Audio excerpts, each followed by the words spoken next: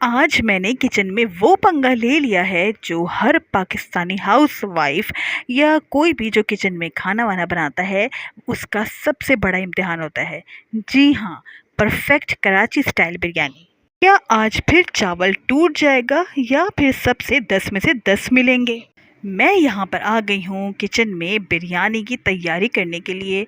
और यहाँ पे मैं बना रही हूँ मटन बिरयानी। जी हाँ, कराची स्टाइल मटन बिरयानी। तो यहाँ पे सारी चीज़ें वो जो है मैंने सब निकाल के रख लिया था। मटन भी उसको मैं डीफ्रोस्ट कर रही थी और हर चीज़ की तैयारी हो रही है। सबसे पहले बिरयानी का जब नाम आता है ना, तो मेरे माइंड में आता है जी प्याज। प्याज क्योंकि बिरयानी में जो है वो ज़्यादा होती है, ज़्यादा चाहिए होती है, फिर इसको कटिंग करना होता है। और सबसे ज़्यादा चैलेंजिंग काम जो होता है वो ये कि प्याज को अच्छा सा गोल्डन सा ब्राउन भी करना होता है कि वो जल भी ना जाए, काली ना हो जाए, वरना सारा बिरयानी का मज़ा ही बेड़ा गर्क हो जाएगा। तो यहाँ पे मैंने ले ली है प्याज। अच्छा, ये जो है मसाला बनाने के लिए प्याज नहीं ली मैंने, पहले अलग से मैंने जो काटी है वो मैं इसलिए मैंने कट करके इसको मैं ब्राउन करने के लिए रखी है, ताकि ये मैं गार्निशिंग करूं बिरयानी को इस प्याज से। तो ओहो, क्या ये मज़ा देती है ऊपर से गार्निशिंग।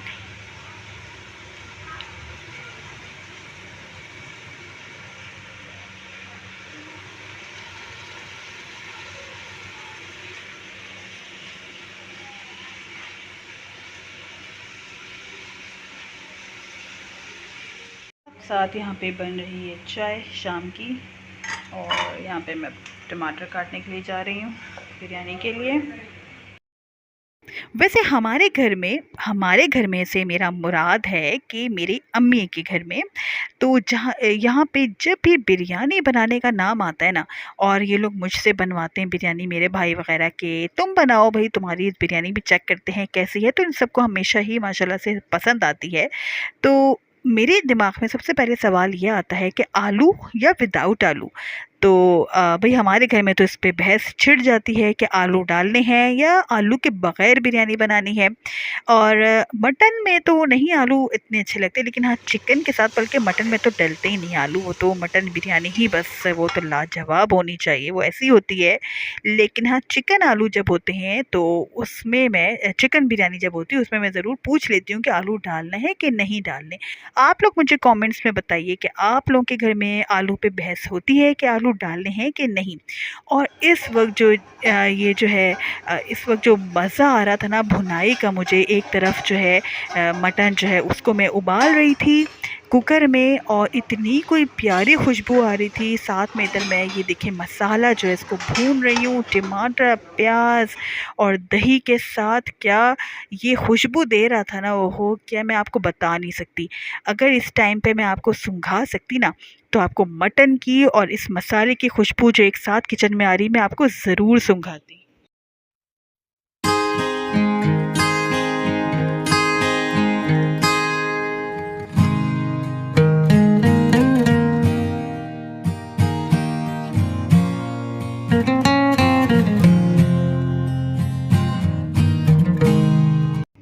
और यहाँ पे जी मसाला हो गया था तैयार।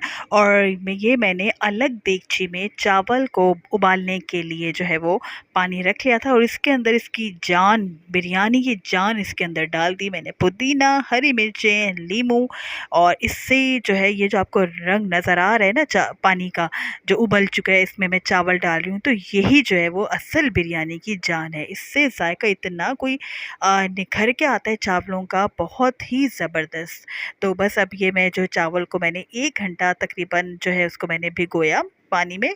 और अब इसके बाद जो है ये उबलते हुए पानी में मैं चूल्हे पे जो है चावल डाल रही हूँ। और अब इसका जो चैलेंजिंग स्टेप है, ये तो सबसे बड़ा स्टेप है कि चावल जो हैं वो आपके ख़राब ना हो जाएं।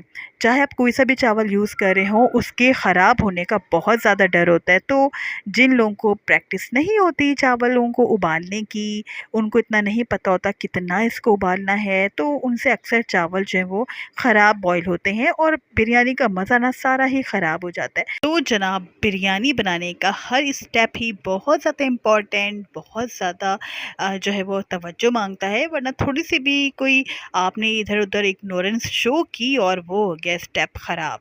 यहाँ पे जी पीसी जा रही है चटनी, हरी चटनी। मैं पीस रही थी हरी चटनी के लिए हरी मिर्चें, पुदीना, धनिया, क्योंकि वो मैंने दही में डाली थी रायता बनाने के लिए। तो बस मेरी बेटी ने मुझसे ले ली और वो कहती मम्मा मैं करूँगी। मैंने कहा ओके ठीक है जी जनाब, मेरी हेल्प करवाओ और तुम पीसो ये चटनी।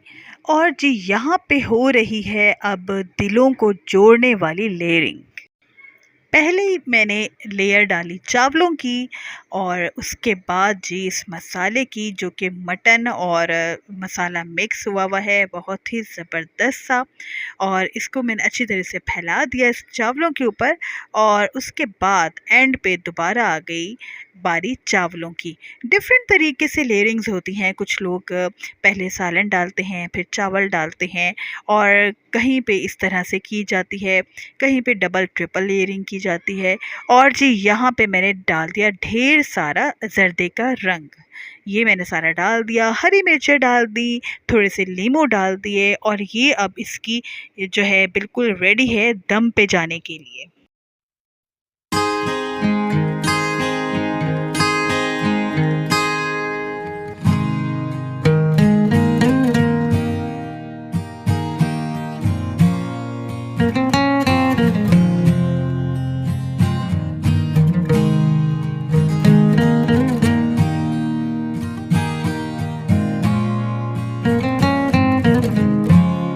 तो बिस्मिल्लाह बिस्मिल्लाह, ओहो हो, ये देखिए जी एक एक चावल अलग अलग, और आप इसका कलर देख रहे हैं, क्या खुशबू आ रही है। मैं सच्ची में आपको अगर सूंघा सकती तो आपको ज़रूर सूंघाती कि क्या इस वक्त किचन में खुशबू महक रही थी बिरयानी की, मटन बिरयानी की। हर चीज़ अलग अलग है और क्या इसका रंग है।